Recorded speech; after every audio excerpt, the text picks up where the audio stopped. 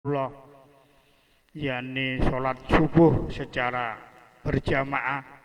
Tentu ini hanya diberikan oleh Allah kepada orang-orang yang dipilih oleh Allah untuk menjadi orang-orang yang beriman, karena memang salah satu pembeda antara orang-orang yang beriman dan orang-orang munafik adalah salah satunya orang beriman senantiasa bisa menjaga sholat berjamaahnya, khususnya sholat subuh. Sementara orang-orang munafik tidak akan mampu untuk melakukan sholat yang satu ini, karena sholat satu ini adalah sholat yang paling berat untuk dilaksanakan di antara sholat 5 waktu yang ada. Jemaah sholat subuh yang dirahmati dan dimuliakan oleh Allah, satu ketika Rasulullah menaiki unta bersama keponakannya Abdullah bin Abbas, atau sering disebut dengan Ibnu Abbas. Ini adalah anak pamannya, yakni Abbas bin Abdul Muthalib. Nah, ketika naik unta ini, Abbas ada di belakang Rasulullah. Kemudian Rasulullah memberikan satu nasihat. Yang nasihat ini dicatat dalam satu hadis diriwayatkan oleh Imam Turmudi dan Imam Ahmad. Salah satu nasihatnya yang singkat ini adalah ahfadillaha yahfaduka. Jagalah Allah, niscaya Allah akan menjaga engkau sekalian. Artinya jamaah sholat subuh yang dirahmati dan dimuliakan oleh Allah, bukan kemudian Allah ini lemah, ya, harus kita bela, harus perlu pembelaan dari makhluknya, bukan. Tapi maksudnya hadis di sini adalah kita menjaga, memelihara, mempertahankan hak-haknya Allah Subhanahu wa taala, maka niscaya Allah akan menjaga kita sekalian. Jamaah sholat subuh yang dirahmati dan dimuliakan oleh Allah Subhanahu wa taala, bagaimana caranya untuk kita bisa menjaga hak-haknya Allah ini? Yang pertama adalah mahabbatu man ahbahul mahbud, mencintai siapa-siapa yang dicintai oleh Allah. Ini cara kita menjaga hak-haknya Allah. Artinya memang di dunia ini, jamaah sekalian, kita banyak sekali berhutang budi kepada orang-orang yang sudah berjuang mengajarkan, membimbing kita sekalian kepada jalan Allah. Artinya pasti di setiap generasi, di setiap daerah, di setiap wilayah, pasti kita akan menemukan orang-orang yang senantiasa mencintai Allah Subhanahu wa taala. Nah, maka orang-orang seperti inilah jamaah sekalian harus kita cintai sepenuh jiwa. Karena apa? Karena dengan adanya mereka lah kemudian kita sekarang ini menjadi orang-orang yang senantiasa menaati Allah Subhanahu wa taala. Kalau tidak ada mereka, kita pasti sudah jauh dari hidayah Allah Subhanahu wa taala. Nah, mereka itu siapa? Mereka itu orang-orang yang diberikan nikmat oleh Allah, ya. Yakni yang pertama Mereka disebutkan di dalam surat An-Nisa ayat 69, minan nabiyyin, para nabi. Itu jasanya sangat luar biasa. Maka kedudukan mereka juga kedudukan yang sangat mulia, para nabi ini. Makanya di dalam Islam, jamaah sekalian, kita wajib hukumnya beriman kepada para nabi ini. Dari Nabi Adam sampai nabi terakhir. Dan nabi ini memang jumlahnya sangat banyak. Tapi minimal kita harus mengimani 25 nabi yang ada. Dan setelah kenabian Muhammad Rasulullah Shallallahu Alaihi Wasallam, maka sudah tertutup pintu kenabian itu. Beliau adalah Khatamul Anbiya wal Mursalin. Nah, karena di Indonesia ini kemudian banyak muncul nabi-nabi palsu, kan? Ada Ahmad Musaddiq, ya kan? Oh, macam-macam pokoknya. Sampai sekarang masih sering muncul itu ya, nabi-nabi itu nabi palsu. Nggak usah perlu ditiru karena jelas sudah ditutup oleh Allah pintu kenabian. Nah, kita tinggal mengikuti saja, nggak usah mengaku-ngaku menjadi seorang nabi. Bahkan di Sangatta juga ada dulu yang ngaku nabi, guru besar katanya ya. Kemudian lama-lama jadi nabi ya, karena dibesar-besarkan itu ya. Nah, ini bahayanya di situ jemaah sekalian ya. Nah, bagaimana jemaah sekalian yang dirahmati oleh Allah, mengapa para nabi ini harus kita cintai dengan sepenuh hati, sepenuh jiwa? Ya karena memang hanya dengan mereka sekarang kita bisa menyontoh ibadah yang dikerjakan. Seluruh apa yang diajarkan oleh para nabi dan para rasul itu adalah suatu kemuliaan yang bisa kita lakukan. Jamaah yang dirahmati dan dimuliakan oleh Allah Subhanahu wa taala, betapa bahagianya kita, betapa gembiranya kita, betapa bisa bersyukurnya kita. Kita bisa membersamai orang-orang yang mencintai dan dicintai oleh Allah Subhanahu wa taala.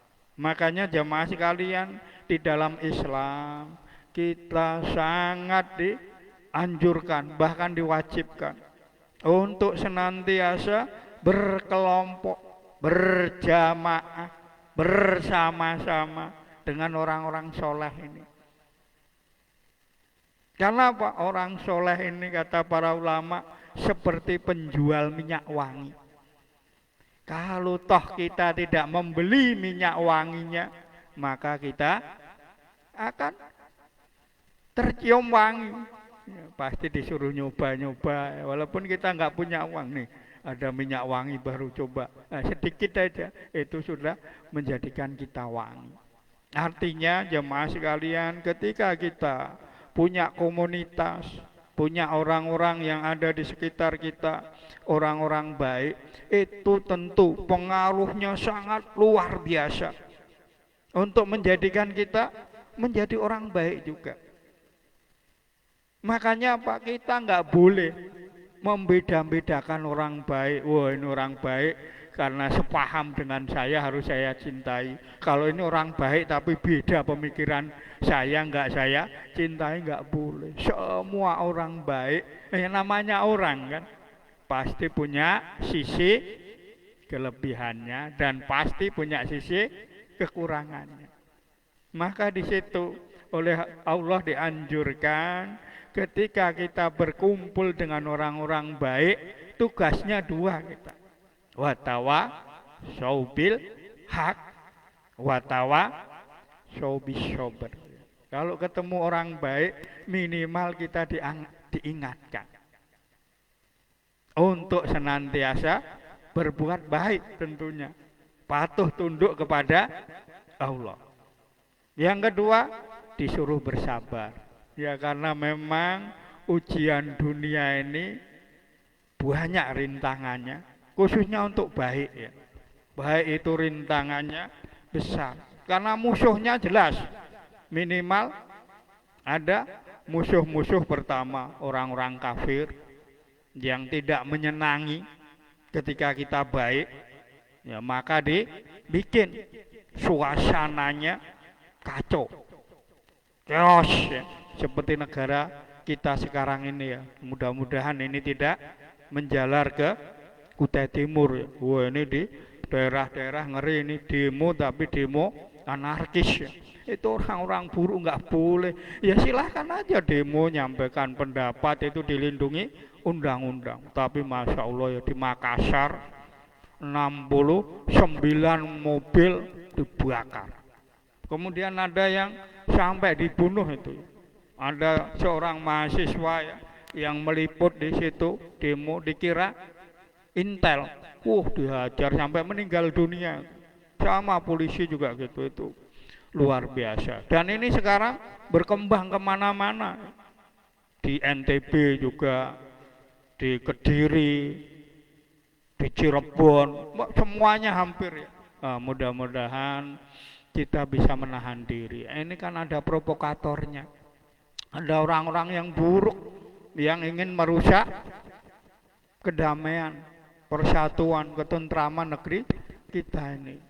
Kita sayangkan karena memang negeri kita ini ekonominya sedang tidak baik-baik saja, kemudian diperparah dengan kondisi orang-orang yang jauh dari Allah Subhanahu wa taala. Ya begitu memang pekerjaan mereka, akan mengacaukan seluruh sisi-sisi sendi-sendi kehidupan. Makanya jamaah sholat subuh Bapak Ibu sekalian ya, bersyukurlah kita ada orang-orang baik di sekitar kita yang bisa mengingatkan kita. Dan itu adalah cara bagaimana kita menjaga hak-haknya Allah, sehingga kebaikan-kebaikan tertunaikan dari para nabi, dari Rasul khususnya, wabil khusus Rasulullah Shallallahu Alaihi Wasallam. Itu orang yang paling mulia, yang paling berjasa menyebarkan risalah Islam ini, sehingga menjadikan kita manusia-manusia yang bisa menegakkan hak-haknya Allah.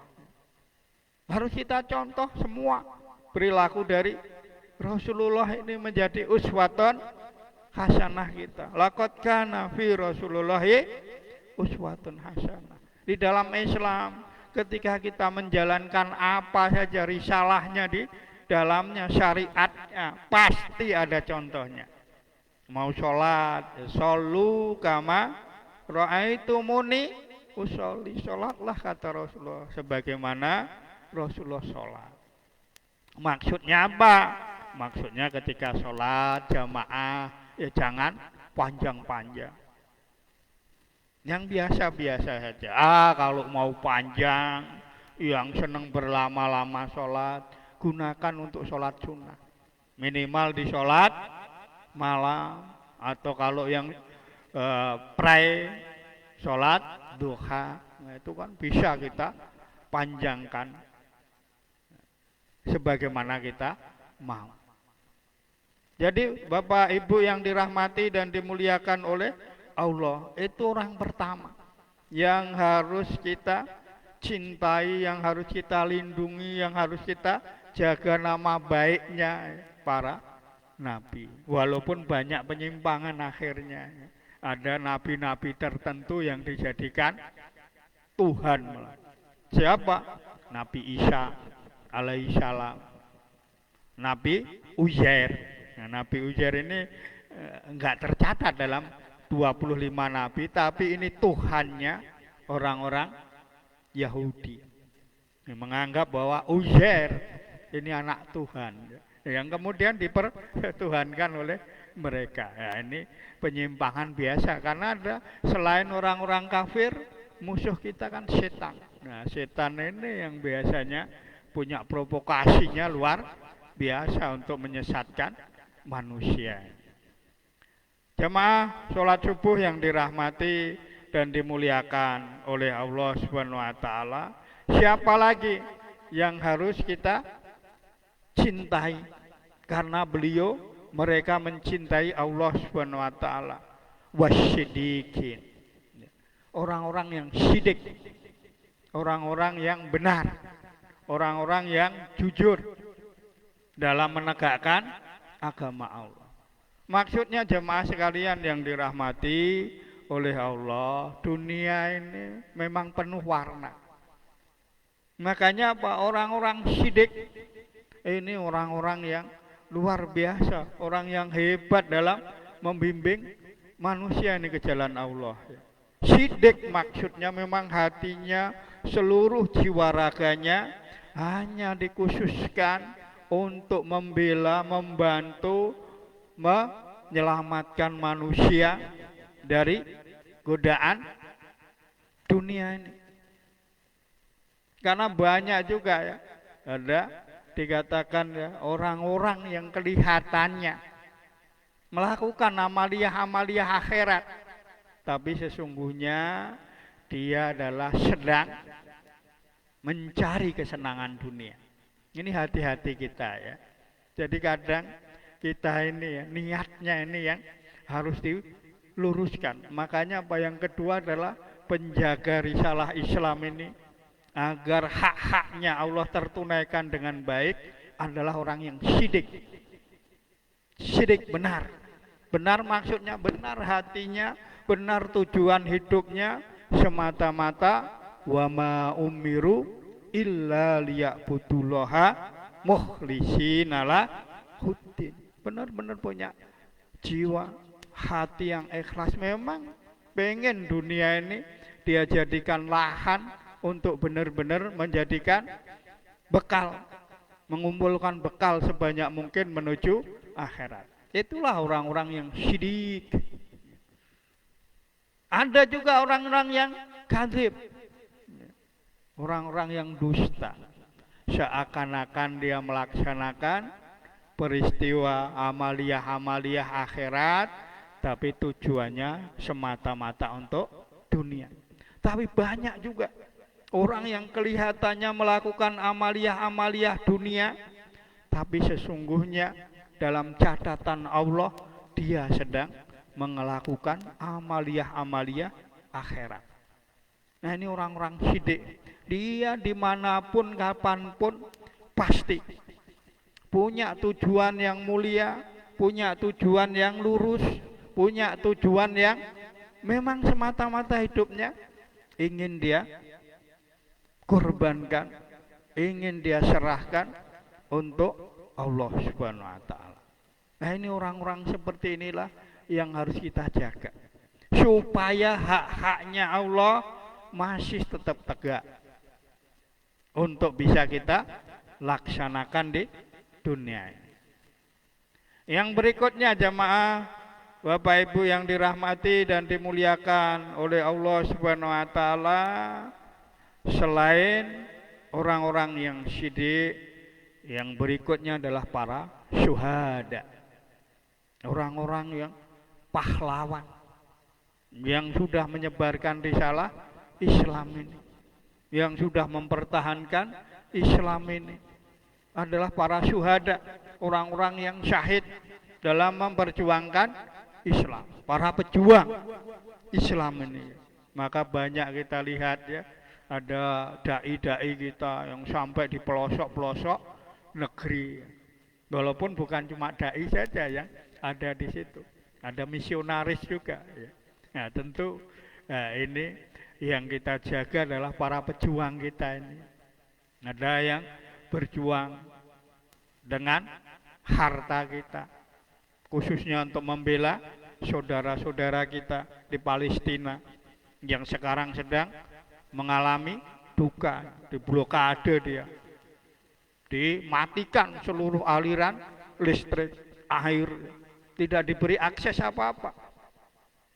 Maka ya kita harus menjadi pejuangnya di situ.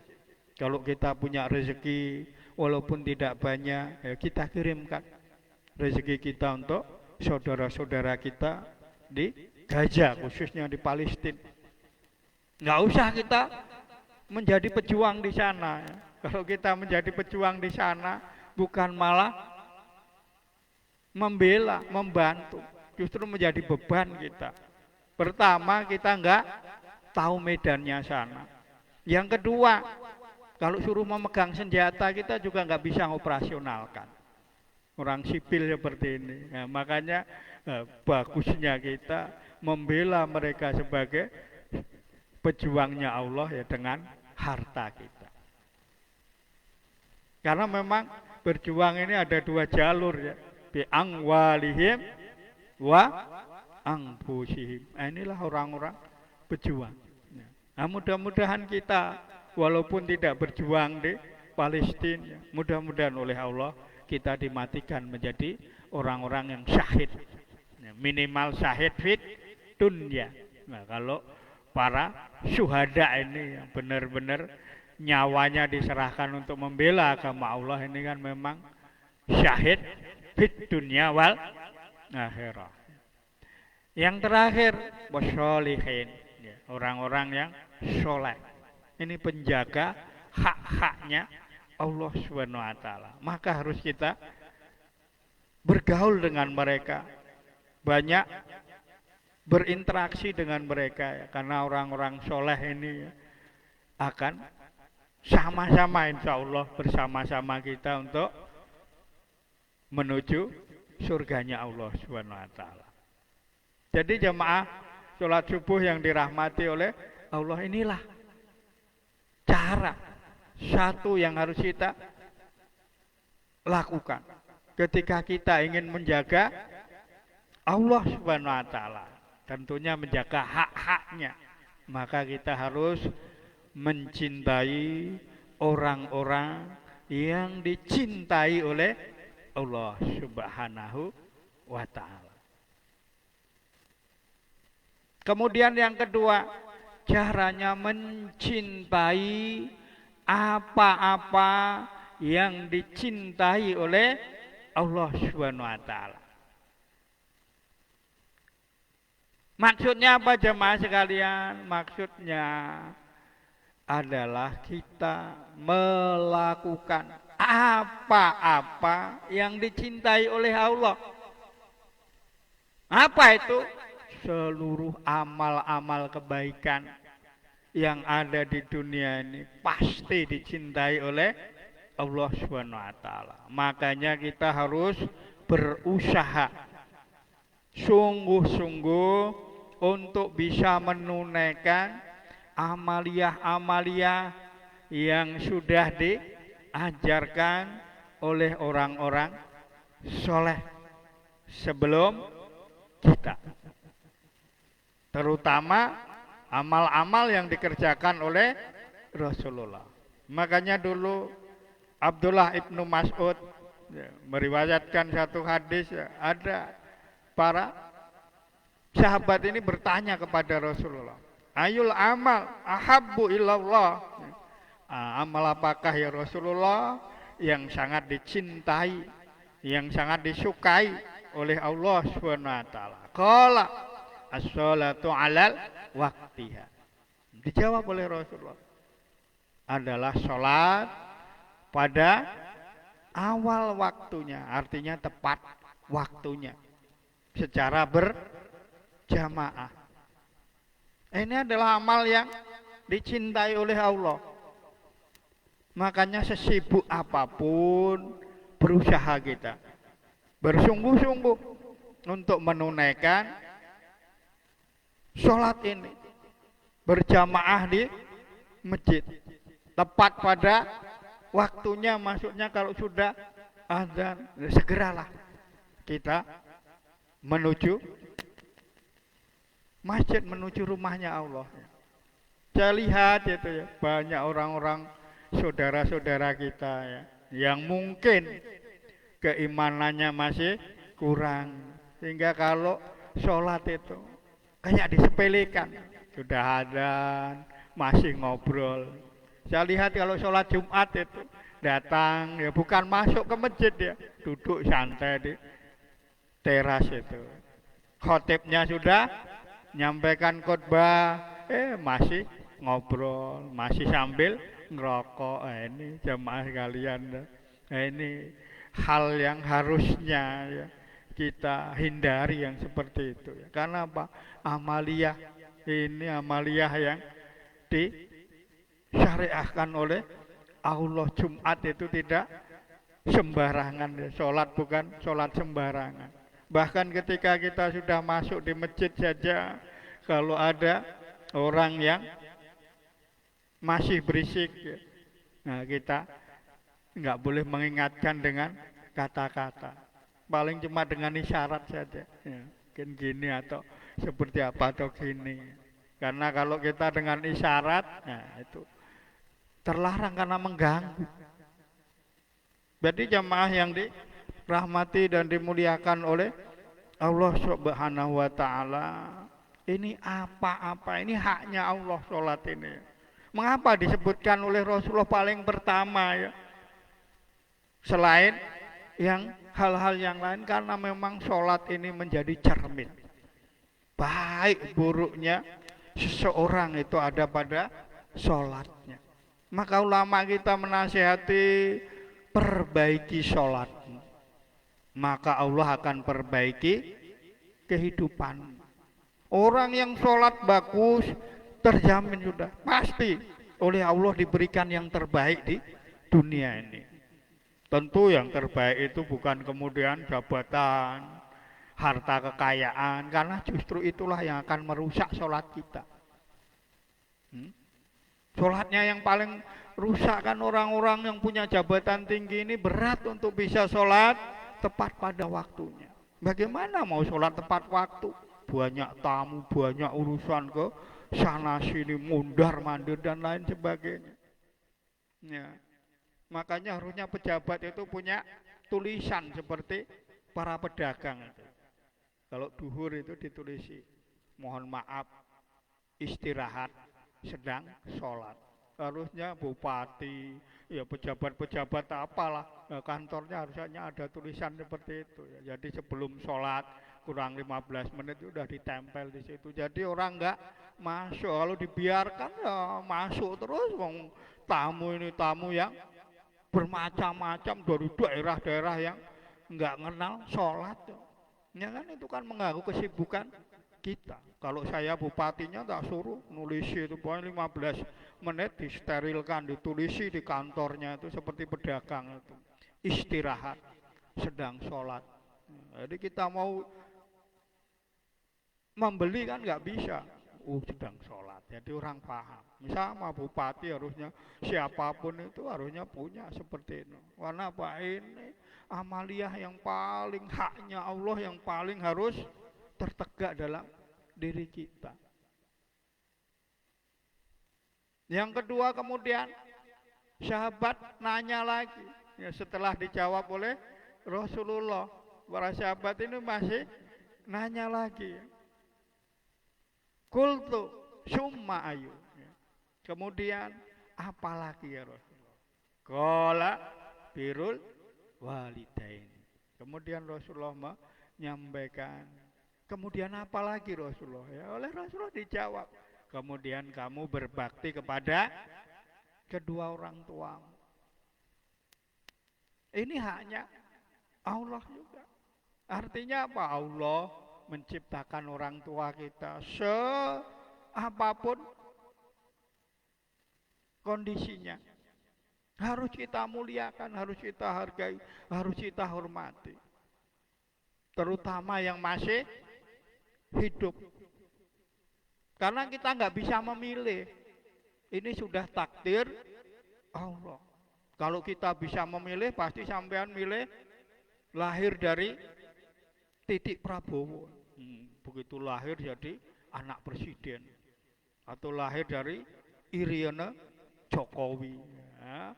Semuanya akan milih orang-orang yang hebat yang lahirkan kita. Tapi itu kan bukan pilihan kita. Itu sudah takdir kehendak Allah. Sehingga nggak boleh disesali. Banyak orang menyesal ya, lahir dari orang tua yang miskin katanya. Orang tua yang tidak berpendidikan. Nah kemudian akan menjadi durhaka kalau seperti itu. Dulu ada seorang sahabat namanya Uwais Al-Qarni. Bukan sahabat ini ya, karena belum pernah ketemu dengan Rasulullah. Cuma hidup sezaman dengan Rasulullah. Orang Yaman ini yang sangat terkenal di langit, tapi nggak dikenal di bumi. Maksudnya apa?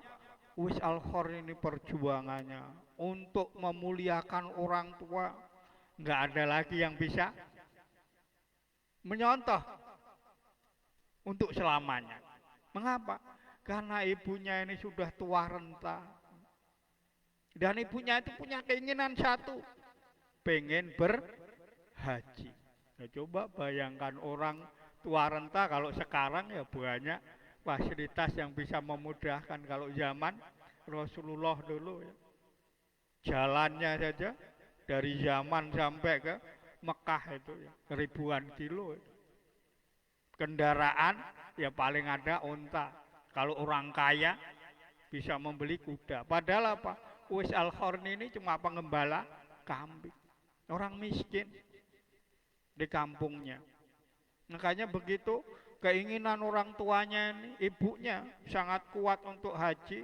Uwais Al-Qarni ini kemudian membeli sapi, anak sapi yang masih kecil. Setiap pagi diangkat di atas bukit ya, karena rumahnya di lembah.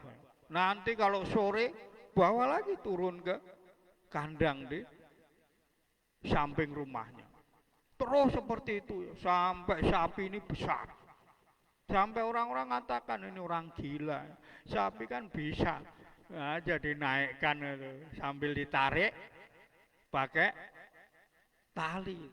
Kok ini digendong ya seperti manusia, naik turun. Nah, orang-orang nggak tahu apa maksudnya Uwais Al-Qarni ini. Ternyata apa maksudnya? Bahwa dia berlatih, membangun fisiknya supaya kuat menggendong ibunya. Mau digendong sampai Mekah ribuan kilo itu. Ya kan? Akhirnya benar, sapinya udah besar, jual untuk bekal, ibunya digendong haji sampai Mekah. Menunaikan ibadah haji, semua rangkaian ibadah haji, bukan semua dari rumah, sampai rangkaian seluruh ibadah haji, sampai pulang lagi ke zaman digendong ibunya. Bayangkan, gendong ke sini balik papan aja, weh sudah patah pinggang kita, ya kan? Gendong orang. Itu bukan medannya, bukan sini balik papan.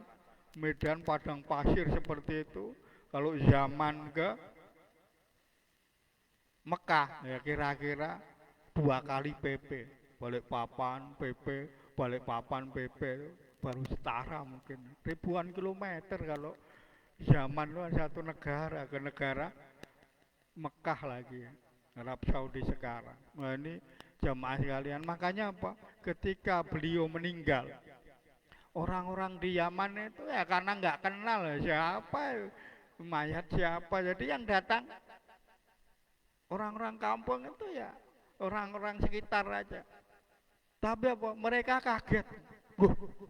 Kok tamunya sudah sangat banyak sekali. Mereka nggak bisa masuk lagi lokasi rumahnya Uwais Al-Qarni ini. Orang-orang sudah yang menangani jenazahnya, dari memandikan, mengafani, menyolatkan, sampai mengantar ke kuburannya. Oh, itu ribuan. Dan bukan orang dari kampung itu. Siapa mereka? Itulah para malaikat. Makanya dikatakan dia sangat terkenal di penduduk langit, tapi nggak dikenal di bumi. Karena apa? Baktinya. Amalia-amalia yang memang diperintahkan oleh Allah untuk ditegakkan. Ini orang yang sangat hebat pemuliaannya kepada orang tua. Makanya jamaah sholat subuh yang dirahmati oleh Allah ya. Mari sama-sama kita belajar dari kisah Uwais Al-Qarni ini. Kalau punya orang tua yang masih hidup, muliakan. Jangan membantah kata-katanya. Walaupun dia salah. diingatkan dengan cara yang bijaksana. Karena apapun ya kita ini sekarang di mata orang tua, kita ini masih anak kecil. Walaupun sampean sudah tua, sama-sama tua, kalau ketemu dengan orang tua dianggap kita itu masih kecil. Makanya kadang kita kalau di rumah itu dulu kesukaannya sayur lodeh, dia nyayur itu. Dikira masih seperti dulu kita. Ya harus dimakan. Walaupun makanan sudah kuno, ketinggalan zaman usang menurut kita. Ya, tapi ya memang memori orang tua kita sebenarnya pengen membahagiakan kita dengan cara mereka seperti itu. Jamaah yang dirahmati dan dimuliakan oleh Allah Subhanahu wa taala ya. Kemudian para sahabat bertanya lagi, "Summa ayu qala." Kemudian apa lagi ya Rasulullah? Qala ajihadu fi sabilillah. Kemudian dijawab oleh Rasulullah, setelah muliakan orang tua berjihadlah kalian di jalan Allah. Artinya apa? Mengapa kok lebih mulia orang tua daripada jihad di jalan Allah? Iya. Dulu ada pernah sahabat mau ikut berperang berjihad di jalan Allah. Kemudian ditanya oleh Rasulullah, kamu masih punya orang tua enggak? Masih Rasulullah. Dua-duanya sudah sepuh. Kalau seperti itu kamu enggak usah pergi ke medan perang. Kamu jaga, kamu urusi, kamu layani, kamu muliakan orang tua. Jadi jamaah yang dirahmati oleh Allah, Islam ini agama fitrah. Bukan karena kemudian jihad pahalanya sangat luar biasa, bukan, masih kalah pahalanya dengan memuliakan orang tua kita. Artinya Bapak Ibu sekalian, kalau orang tua kita sudah renta, sementara anaknya cuma satu kita, kemudian kita berjihad di jalan Allah, ikut berperang, kalau meninggal siapa yang mau merawat orang tua? Ya kita meninggal punya kemuliaan, tapi orang tua yang kita tinggalkan. Jadi jamaah sholat subuh yang dirahmati dan dimuliakan oleh Allah, ini yang harus kita lakukan. Artinya apa? Amalia-amalia yang sudah diajarkan oleh orang-orang soleh, para nabi, para siddiqin, yang dicintai oleh Allah, sepenuh jiwa kita harus kerjakan. Berusaha sungguh-sungguh. Tidur, jangan larut malam. Biar kita bisa bangun di awal waktu. Bisa mengerjakan qiyamul lail wa minal laili fatahajjat bihi. Kerjakan sholat malam. Maka apa? Kita harus menjaga itu makomah mahmuda. Kamu akan diberi makom yang mulia di dunia ini. Maksudnya makom di sini jamaah sekalian mau dibimbing oleh Allah, diarahkan oleh Allah. Kalau kita menyimpang, nanti Allah yang akan menjaga. Ketika kita ingin bermaksiat, Allah yang jaga. Ya, maka sangat mulia itu ya.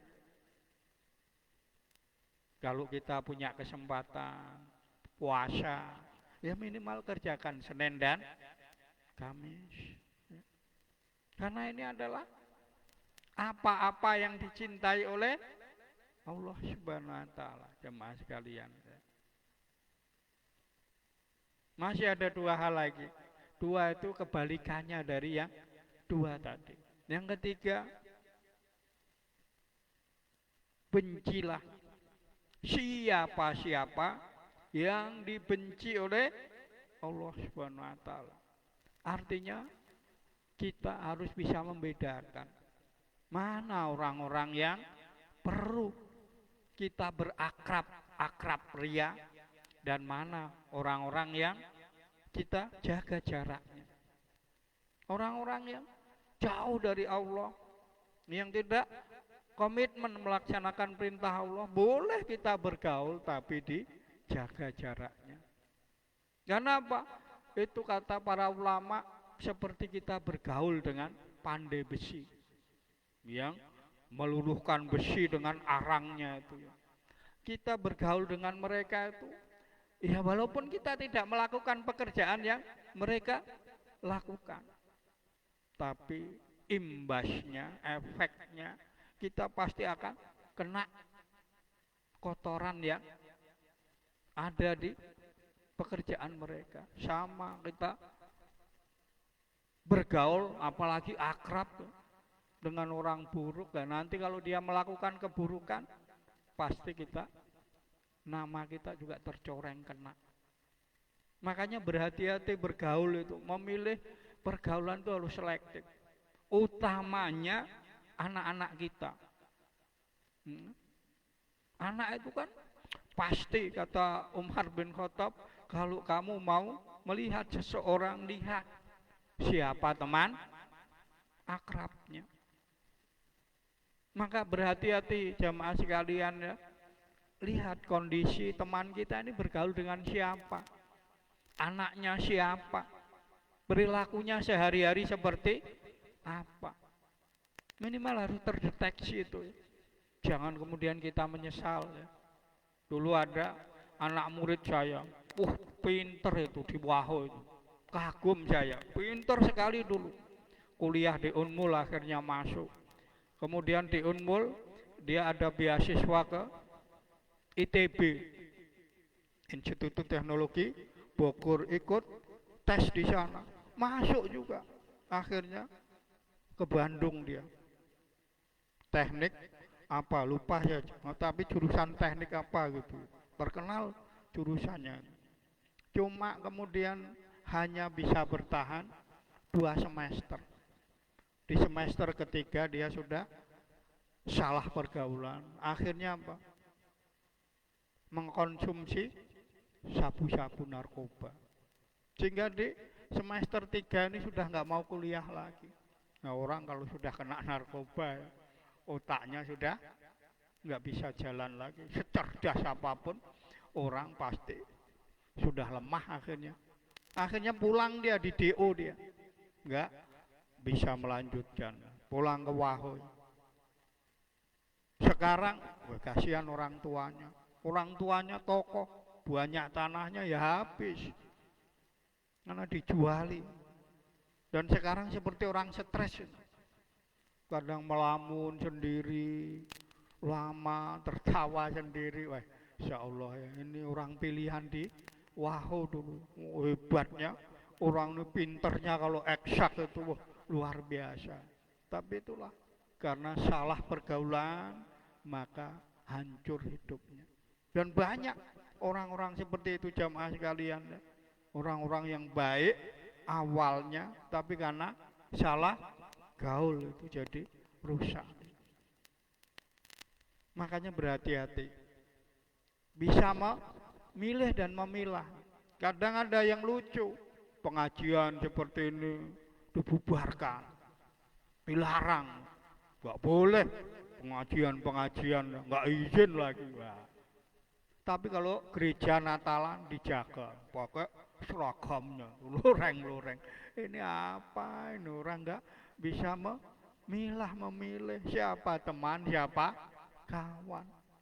Ya. Mau jadi pahlawan tapi nggak tepat dia. Ya. Orang-orang baik malah dibenci, sementara orang-orang yang seperti itu malah dilindungi. Bahkan kadang disewa untuk jaga-jaga diskotik dan lainnya. Wah itu, Masya Allah kalau seperti itu.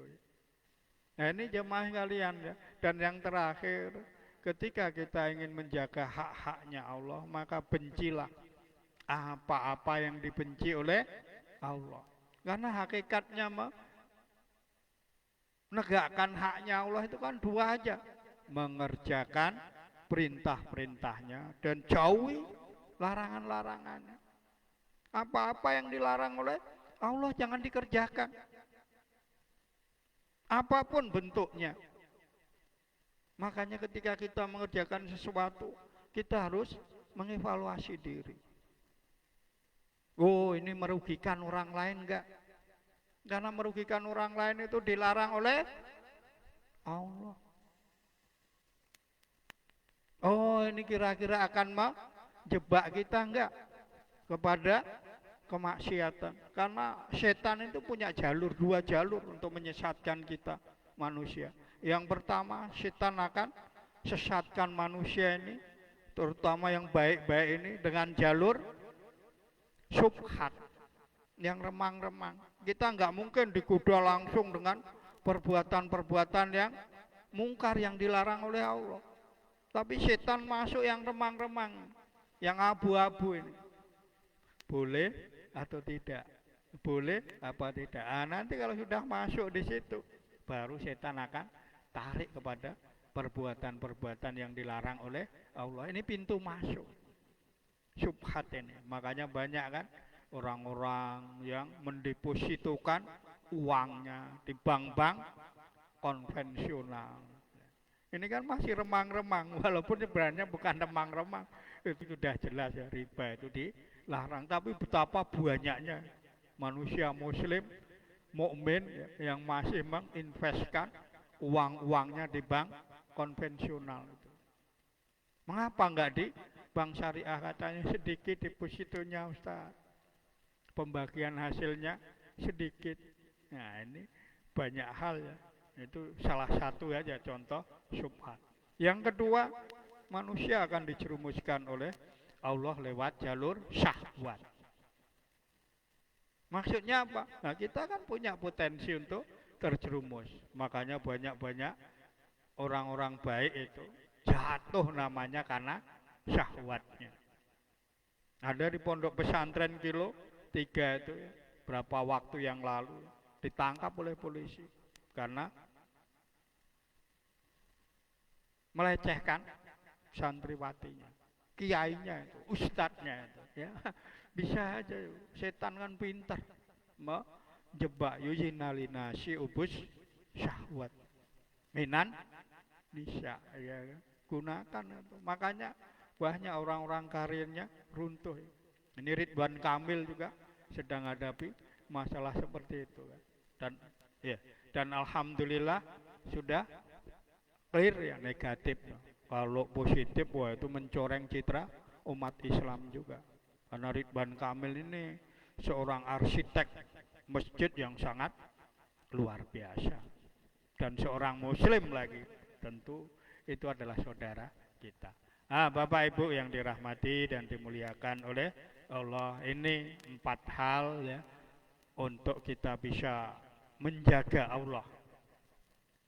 Maka niscaya kalau kita lakukan 4 hal ini, Allah akan menjaga kehidupan kita. Allah akan mengarahkan kehidupan kita. Allah akan membahagiakan kehidupan kita, menenangkan kehidupan kita. Dan mudah-mudahan kita sekalian bisa menghadap Allah dengan husnul khotimah. Sudah kurang lebihnya mohon maaf ya. Sudah masuk waktu syuruk ya, 10:06 ya. Mari kita akhiri Bapak Ibu sekalian pertemuan kita dengan doa kafaratul majelis. Subhanakallahumma wa bihamdika asyhadu alla ilaha illa anta astaghfiruka wa atubu ilaik. Ada kurang dan lebihnya mohon maaf. Assalamualaikum warahmatullahi wabarakatuh.